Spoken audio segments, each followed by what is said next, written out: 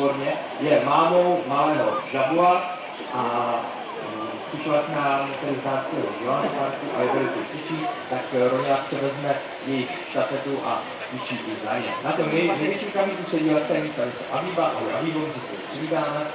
Výborně, pouze jako obranu anebo útok. Si to máš peráku, dneska, 14. Tak to Avivo. Dál až tady učíme, aby si hezky lehli. Jo, ona si k tobě chce lehnout, prosím tě. No, tak počkáme, až se vrátí. Tak Roňo, ty běž na místo svoje. A vysekám. Avivo, pojď. Tak, a to je nejkolosnější a nejzranitelnější část těla rachtanu, tak jsou je hodně zranitelný, viď? Ale díky tomu, že se mezi sebou pořád, tak se vám nekončete a všechno to probíhá. To je v pohodě, Roňo, nech ho ven. A super.